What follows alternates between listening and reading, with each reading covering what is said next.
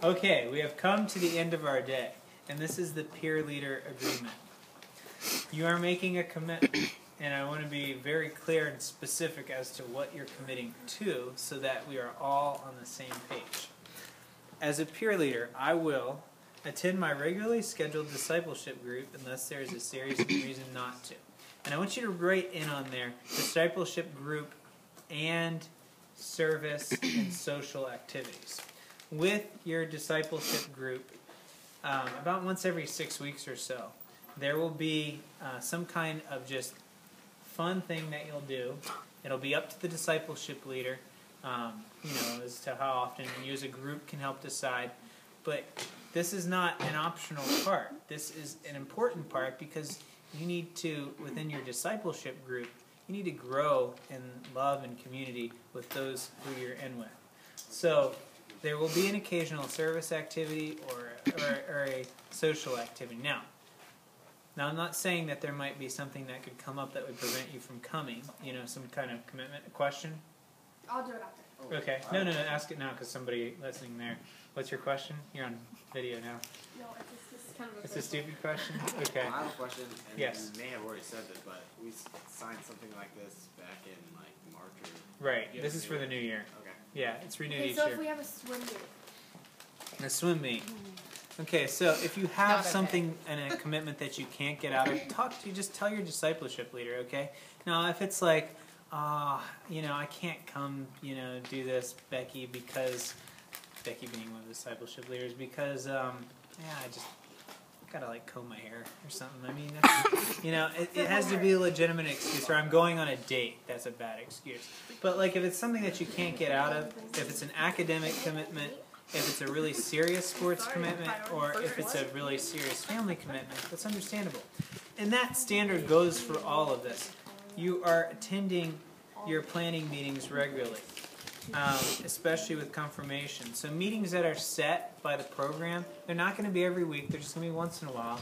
You need to make them, and if you can't make them, let your discipleship group leader know. If you don't have a ride, if that's ever preventing you from keeping these commitments, let your discipleship leader know, or let the program leader know, so that they can maybe get you a ride, or try to get you a ride. You need to attend, of course, the program that you're committing to, whether it be Fraternus, Fidelis, whether it be the middle or high school, or the high school youth group, or confirmation. You're making a commitment to be there on those weeks, every week. And so, follow through. And if you can't be there, let the leader of that program know. Preferably by email. And, speaking of which... His device. Okay. Treat everyone with respect, loyalty, patience, integrity, courtesy, dignity, and consideration. Common sense, right? That's both the teens that you're serving, the younger teens you're serving, and the adult leaders, and your fellow peer leaders. Fully support and strive to live out the teachings of the Roman Catholic Church. On the back here, you'll sign on the front here, a statement of belief saying that I believe and profess, hold everything to be true the Catholic Church teaches. If you are struggling with an issue, talk to one of us. Talk to one of the leaders, the adult leaders, program leader, discipleship leader, whatever, and we'll work through it. But when you're teaching, you teach the Catholic faith. If you have a question about it, it's okay to ask questions. But make sure that you're presenting the Church's teachings when you are in a group. And living them out, too. It's not just a matter, you have to live this out every day. Obviously, maybe not perfectly, but you need to strive to live it out perfectly. Fully support and encourage, be familiar and enforce the youth code of conduct, okay? So that's on the back here. And I just want to highlight a few items out there. So, everybody's to participate in all the events. They're not to be texting or using cell phones, and that would include you too, as some very obvious things on here. No public display of affection. That means that any couples that are there you shouldn't know that they're a couple. I mean, other than the fact they might talk to each other, because it's not a dating venue, right? Okay, and obviously, Shut like up, all if of you've you. seriously got a crush on one of the teams, one of the prequel of the opposite sex, hopefully, that are there, like if you're in one of the co-ed programs, just keep it to yourself and don't pursue that crush while you're a peer leader. If you need to talk with us about it, please talk with us about it. But that creates a lot of drama that we just don't need. All right, strive to emulate the moral teachings of the Catholic Church, especially in regards to chastity. And you all have made this a commitment to remain sexually inactive until marriage. And especially, that you're not going to cohabitate. That goes more for adults, but we better not catch you cohabitating when you get older. We'll come after you. All right.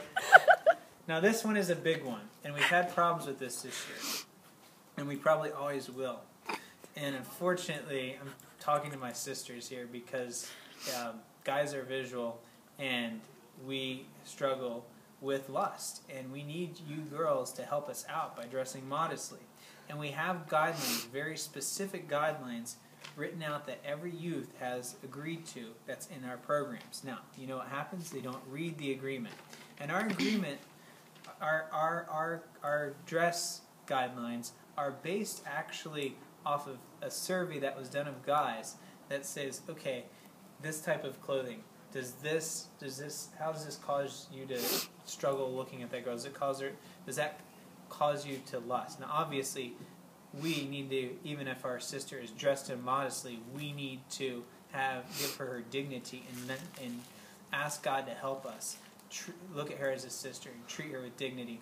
It's no excuse to lust just because a girl is dressed immodestly, but it's a team effort and we need your help.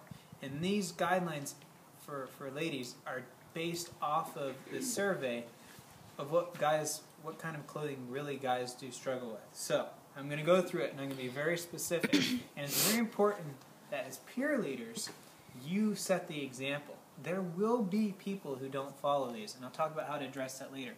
But what I really don't want is peer leaders that are outside of these guidelines, because you're supposed to be the example.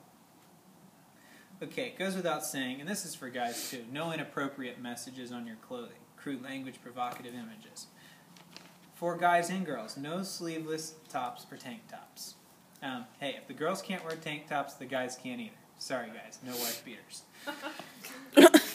Alright, now there's where we get more into to our sisters here. No clothing meant to accentuate, that means draw attention to, parts of the body that God considers and that we ought to consider sacred. Just in general, is your clothing drawing attention to your face, or is it drawing attention to a body part? That means no tight clothing. And I know this is somewhat subjective, but nothing that is so tight that is drawing attention to a certain body part. And if you are in doubt, ask a male member of your family. They'll probably tell you if what you're wearing is too tight or not. Or if you're in doubt, it probably might be a little bit immodest. Skirts should come to at least to the knees. Sarah, you're wearing a skirt that's to the knees. See, that's a skirt that comes to the knees. That is the knee right there. Looks very modest, very nice. No skirts above the knees. Now, I know, ladies, I know it is so hard to find clothing like this these days. But guys are going to have more trouble looking at you as a sister when you wear skirts above the knees. I know that sounds extremely conservative. I know it's hard to find clothes. And I'm not saying you can't have any clothes that don't come an inch above your knee or 2 inches or whatever in your closet. But just don't wear them to some of the youth activities. We really want to keep things consistent. We want to keep things, have a high standard for our youth. And so, skirts to knees. Now, somebody asks, well, what if I'm wearing leggings? Well, yeah, that helps a little bit. But still, please, try. Don't wear skirts above the knees. I'm not saying if you have skirts above the knees, you're some horrible person or something. I'm just saying this is our standard. Please stick to it. Shorts. If it's like more of a summer activity, which is not many around here, and you are wearing shorts, make sure they come to mid-thigh. Mid-thigh is halfway up the thigh. So that's pretty.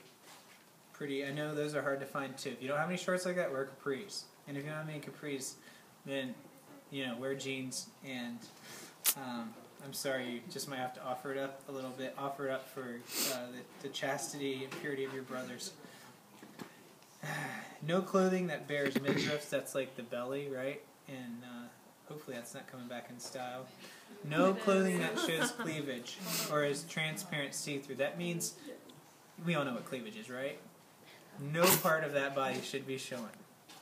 In fact, in the wedding guidelines at our church, it says this too. We should see no part of that. Okay? So, very, very, very specific. And for events that include Sunday Mass, guys need to wear long pants or slacks, and girls need to wear skirts. So, that's pretty easy. That's pretty... Thank you. Thank you in advance for doing this. Alright. Avoid situations where you're alone with the younger teens, especially of the opposite gender. Avoid comparison when working with younger teens, and instead use positive reinforcement. And if correction is needed, use constructive criticism. And really, if correction needs to be made, you want to pull in one of the adults into the picture to do that. If there's anybody that is suspected of harming themselves or others, they look like they're in danger of harming themselves or others, this is a point where you have to break confidentiality. Because their life might be in danger, their safety might be in danger. This is where you have to come to me or Priscilla and maybe even Father Lapp. If it gets to that point, if something is shared in a small group like that, or they share it with you personally. The rest of the stuff I want you is very extremely obvious. I'm not even going to go over it because it's dealing with stuff that's illegal. So Shouldn't be. sign this. Sign the statement of belief. Again, please be familiar with the code of conduct, and we're really glad you're on board with us this year. Thank you very much.